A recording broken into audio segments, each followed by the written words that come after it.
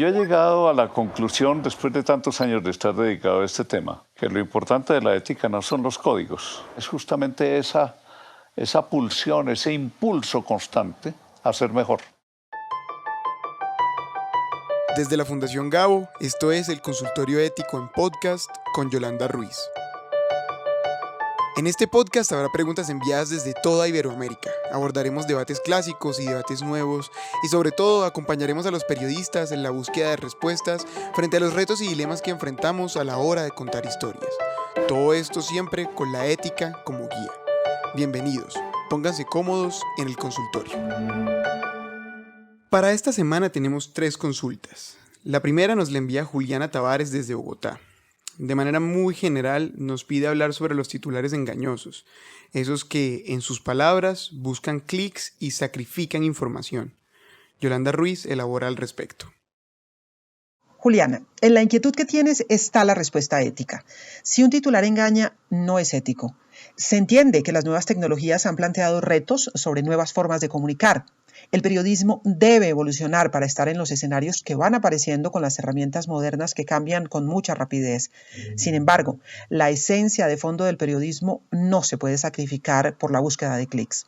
Las nuevas tecnologías y plataformas digitales nos llaman a hacer piezas atractivas que inviten a las audiencias a entrar en los contenidos que ofrecemos, y eso exige renovar el lenguaje. Pero los titulares deben responder a la verdad, no pueden desinformar, engañar ni tergiversar. Uno de los problemas de hoy en la titulación es que en aras de llamar la atención se saca por completo de contexto la información o se ofrece un contenido que la pieza periodística en realidad no tiene. También es frecuente atribuir a una fuente como una cita textual, entre comillas, algo que no dijo y que es interpretación del periodista, a veces con toques de amarillismo. El buen periodismo evoluciona, se moderniza, se ajusta a los tiempos que cambian, pero no miente, no engaña, no tergiversa. Un titular engañoso, además, puede convertirse en una noticia falsa, aunque el contenido tenga elementos de verdad. Y es que el titular ha cobrado aún más importancia en la era digital porque muchas personas no pasan de ese titular, se quedan con una verdad a medias o de plano con una mentira. Incluso sin conocer el detalle del contenido lo comparten y así propagan falsedades. De modo que los titulares engañosos esconden comportamientos poco éticos y poco profesionales. Vale recordar una respuesta del consultorio ético sobre las noticias falsas en el año 2019. Se consultaba si era pertinente pensar en regular para combatir esas falsedades que circulan en redes, dijo entonces Gumersindo Lafuente. Es imposible regular sobre este asunto más allá de los códigos legales o los acuerdos éticos de las organizaciones periodísticas. El periodista debe comprobar y volver a comprobar las historias antes de publicarlas y nunca convertirse en un mero amplificador de falsedades. Con la segunda consulta de esta semana haremos una excepción, pues son en realidad 3 interrogantes los que nos plantea desde Buenos Aires Luciano Ingaramo. Luciano estudia periodismo y nos cuenta que a veces siente dudas sobre su vocación. Su primera pregunta es sobre cómo puede estar seguro de si lo suyo es el periodismo. Yolanda responde. Luciano, sobre la vocación del periodista, lo primero que debes pensar es si tienes vocación de servicio público, porque esa es la esencia de nuestro oficio. Muchos llegan al periodismo buscando poder, fama y fortuna, y es la motivación equivocada. Aunque algunos lo logran, efectivamente, no es el objetivo ni lo general, entre otras razones porque en muchos países la mayoría de los periodistas trabajan en condiciones precarias. Hay unos abismos muy grandes entre las condiciones de trabajo de los reporteros y las de los periodistas que están en la cima. Adicionalmente, cuando se busca poder, fama y fortuna, con frecuencia se sacrifican los principios éticos persiguiendo esas metas. Además de saber si se tiene vocación de servicio público, también es bueno preguntarse si hay curiosidad por todo hecho que sucede, porque nada nos puede resultar indiferente como periodistas. ¿Te gusta estar enterado? ¿Necesitas la información como insumo cotidiano? ¿Te planteas preguntas sobre las cosas que pasan? ¿Quieres saber más? ¿Tienes pensamiento crítico? ¿Te gusta leer? Son preguntas que debemos responder afirmativamente para saber si tenemos la vocación de fondo de un periodista. Porque nuestro oficio tiene que ver con la pasión por lo que hacemos. Recordamos lo que decía el maestro Javier Darío Restrepo. El periodista no busca el poder sino el servicio, y es así como descubre su vocación, por el entusiasmo y pasión con que se sirve al público con información de calidad. Lo segundo que pregunta Luciano a propósito de su inquietud es cómo definir la independencia periodística. Esto propuso Yolanda. es importante tener claro a quién nos debemos en nuestro trabajo y la respuesta es a la sociedad que nos ha otorgado la tarea de ser sus ojos, sus oídos para saber la verdad de lo que pasa y levantar la voz en su nombre, en especial de los más vulnerables. En ese sentido, la independencia es hacer nuestro trabajo atendiendo a lo que necesita saber esa sociedad, más allá de los intereses que se puedan cruzar en el camino, empezando por los propios. Porque independencia es tomar distancia hasta donde se pueda de nuestros prejuicios, ideas, ideologías o creencias.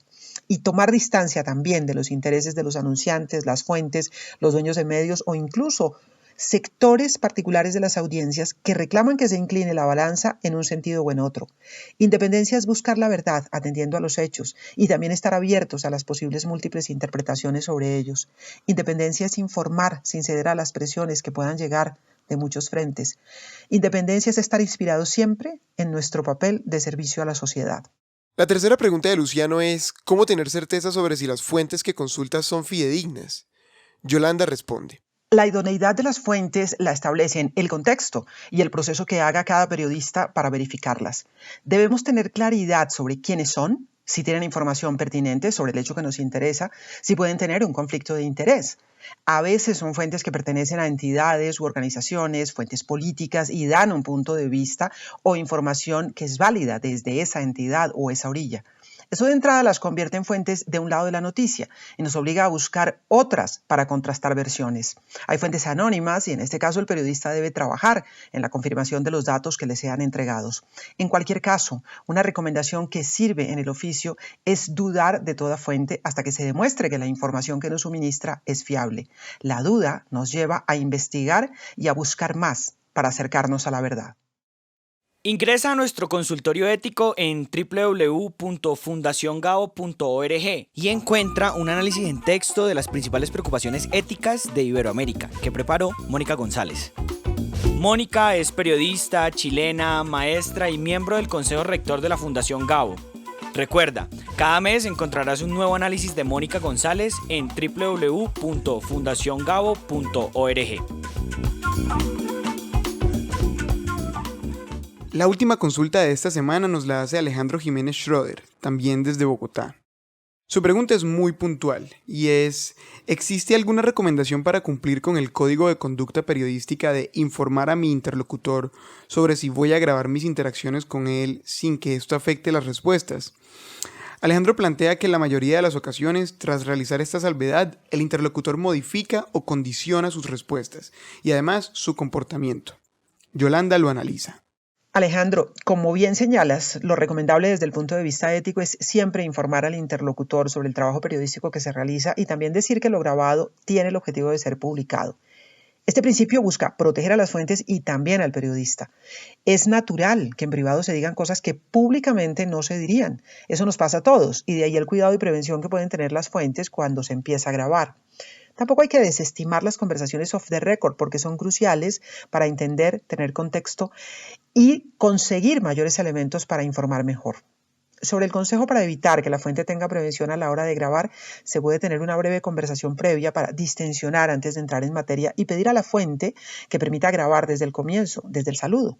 Si lo autoriza y podemos tomar el tiempo de hacer esa charla introductoria más allá del objetivo mismo de la entrevista, podemos generar un ambiente de confianza que es indispensable para que la grabación salga con menos prevención. De cualquier manera, ese contacto inicial con la fuente, así no se grabe, nos puede servir para derribar muros de prevención. Una norma muy importante que va a generar confianza en las fuentes a futuro es que tengamos comportamiento ético cuando editamos lo que grabamos. Apegarnos al sentido de lo que la fuente quiso decir tanto en el contenido como en el titular es una obligación y cumplirla bien con rigor extremo nos va ganando respeto y confianza de las fuentes. La relación periodista-fuente es sagrada y por eso debemos respetar lo pactado cuando se solicite el anonimato o la reserva. No olvidar que muchas fuentes se arriesgan cuando nos dan sus versiones y la obligación ética del periodista es protegerlas. Recordamos lo que dijo la colega Mónica González en otra respuesta del consultorio ético en junio del año 2019. Grabar una entrevista o conversación con un personaje público o de cualquier persona sin su consentimiento y con el objetivo de hacer público ese registro no es un comportamiento profesional, incluso si la información es de interés nacional. El consultorio ético es un espacio en línea creado por la Fundación Gabo en el año 2000, que brinda orientación a periodistas, reporteros, editores, profesores y estudiantes de periodismo en Iberoamérica. Este es un proyecto de la Fundación Gabo en alianza con los grupos Sura y Bancolombia con sus filiales en América Latina. 2000 preguntas han sido respondidas para reflexionar de manera abierta sobre los valores del periodismo y sobre los dilemas éticos a la hora de investigar, contar, distribuir y crear historias. Porque como decía Gabriel García Márquez, la ética no es una condición ocasional, sino que debe acompañar siempre al periodismo, como el zumbido al moscardón. Coordinación editorial, Fundación Gabo. Producción, Cartagena Federal.